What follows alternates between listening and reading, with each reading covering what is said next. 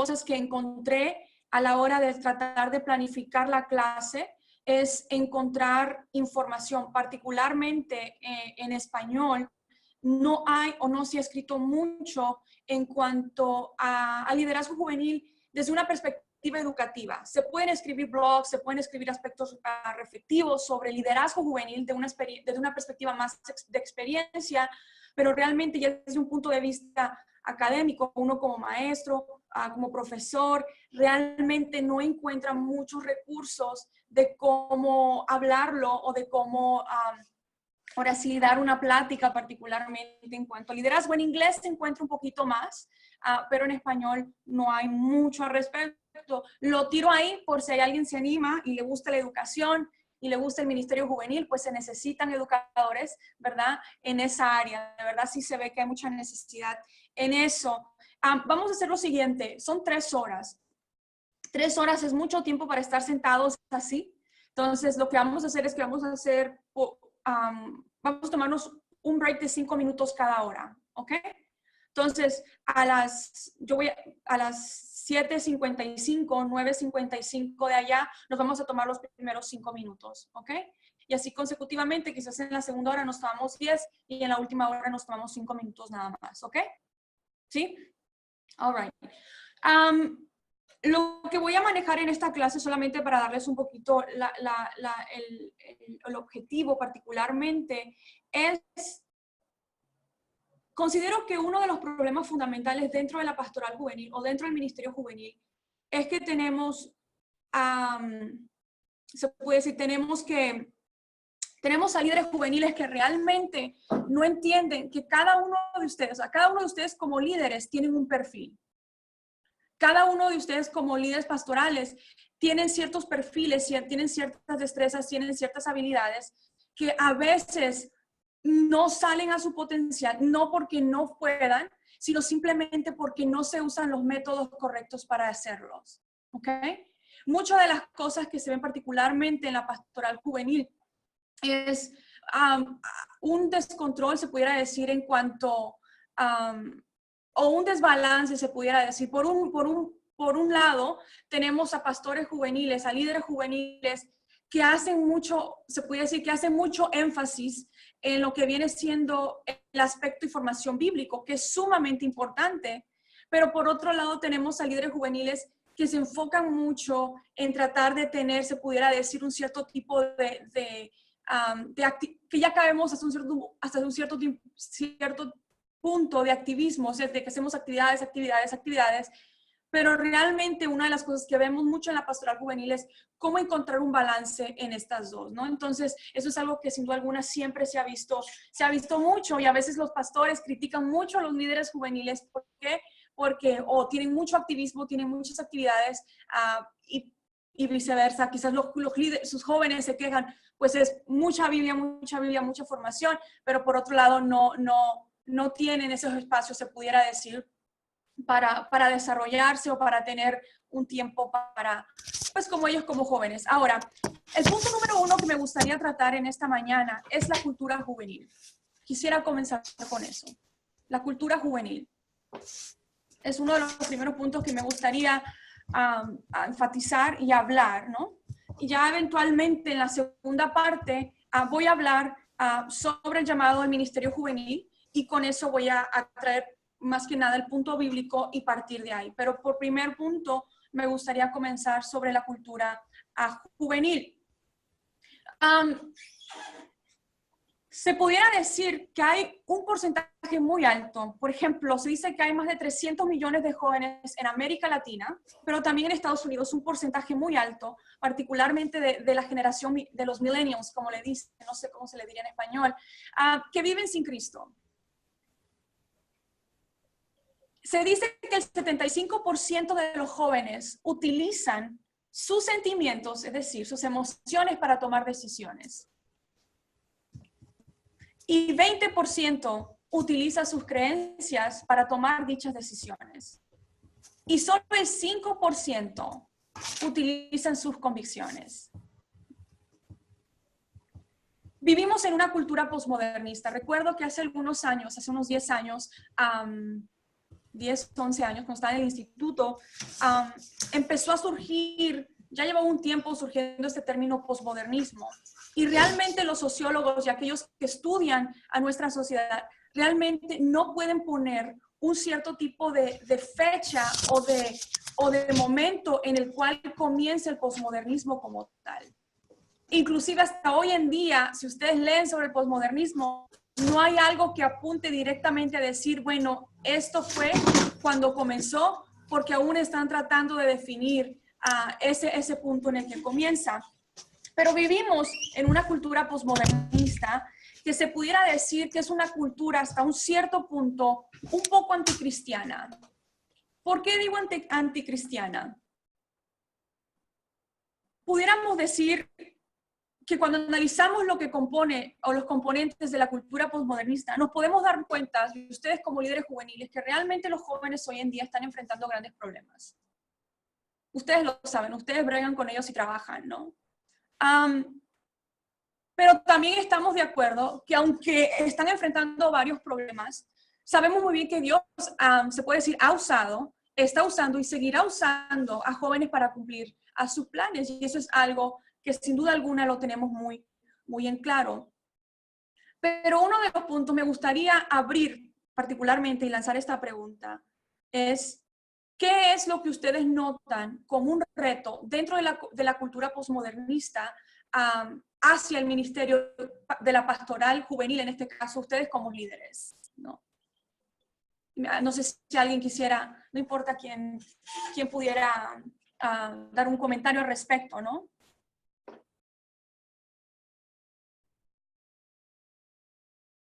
O voy a hacer lo que hago en clase, voy a hacer, les digo a los chicos de Docracia. Entonces, si no es voluntario, yo escojo a alguien. Entonces, Griselis. Repeat the question, please. Sure. So, la pregunta viene siendo, en este contexto posmodernista en el que vivimos, ¿no? ¿Qué retos tú ves como líder juvenil? Analizando el contexto en el que vives, analizando la cultura posmoderna y particularmente en Estados Unidos, obviamente recuerden que yo estoy en México, ¿verdad? ¿Qué es lo que tú ves como un reto tú como líder juvenil? Bueno, algo que yo he visto como reto es que los jóvenes no tienen problema en conformarse con lo que media, lo que las redes sociales dice que es normal.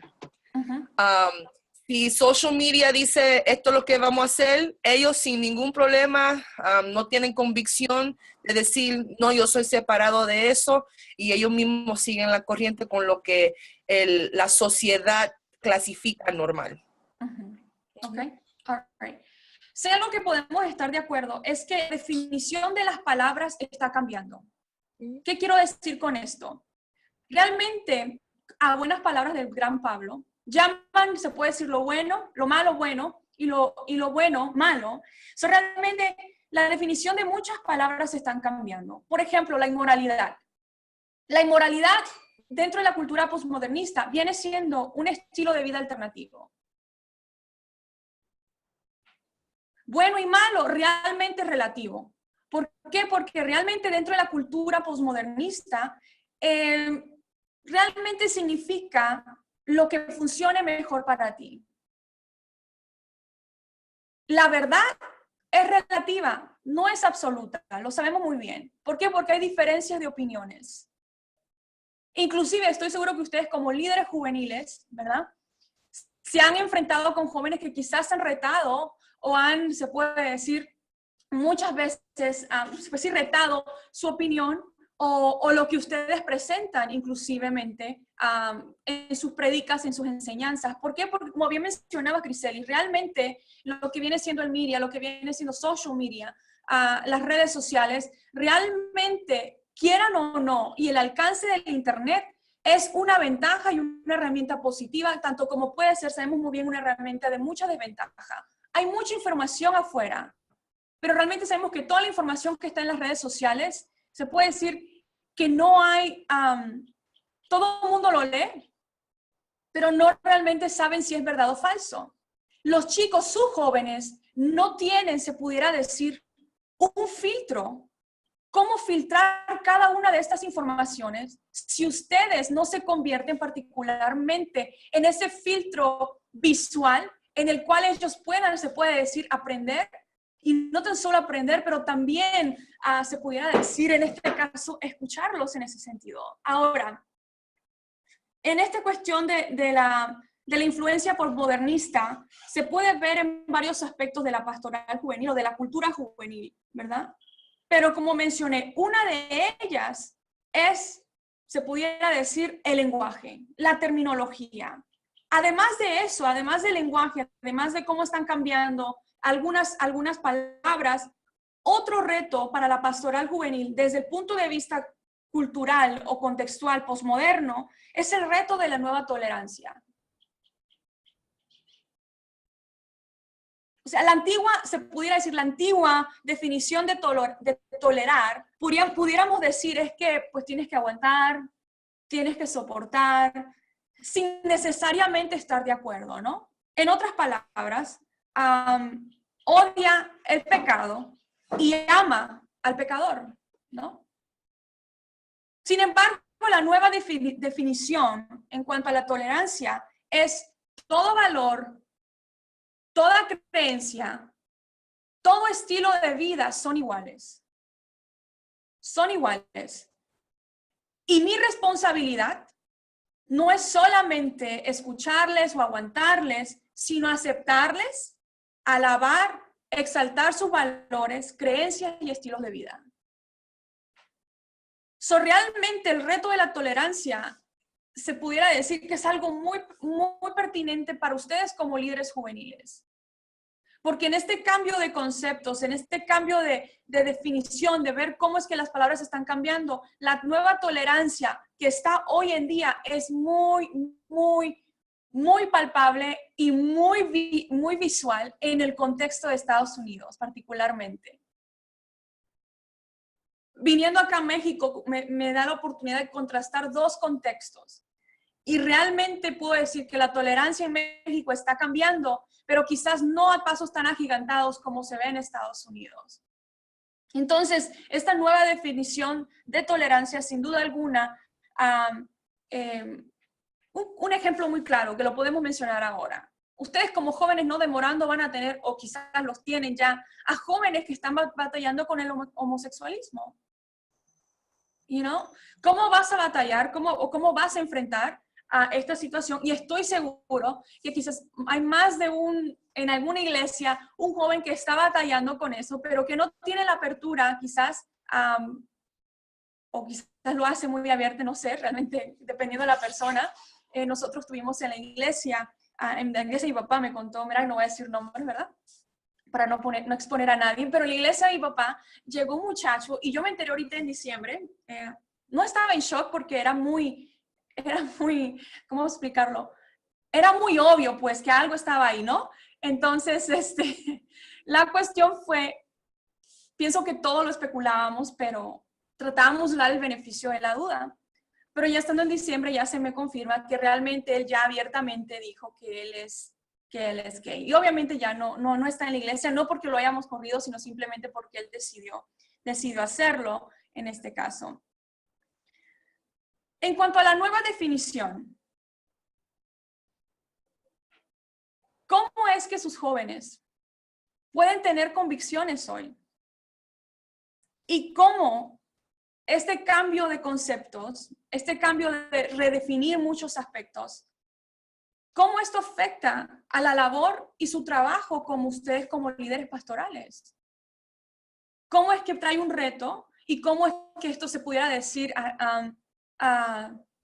agrega un cierto tipo de, no de presión, pero pudiéramos decir un poquito de presión a ustedes como líderes juveniles, donde todo es relativo, nada es absoluto, pero nosotros como cristianos creemos y predicamos en una verdad absoluta.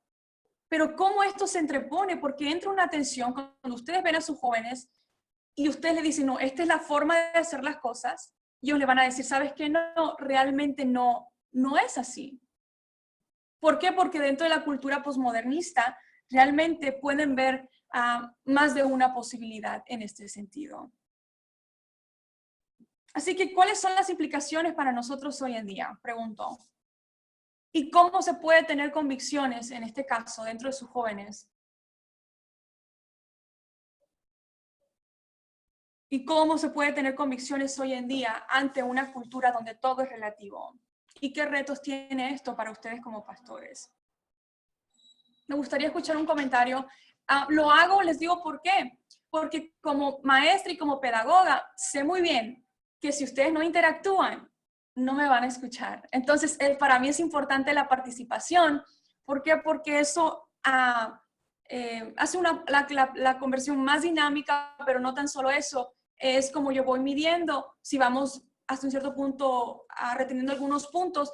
Muchas de estas cosas lo empecé con la cultura juvenil porque sentí que era importante. Algunos de estos elementos, algunos nosotros ya los conocemos, ¿no? Pero igual lo sentí pertinente hacerlo y hablarlo de esta manera. ¿Algún comentario? Domingo, ¿levantaste la mano? Ok, dale, Domingo.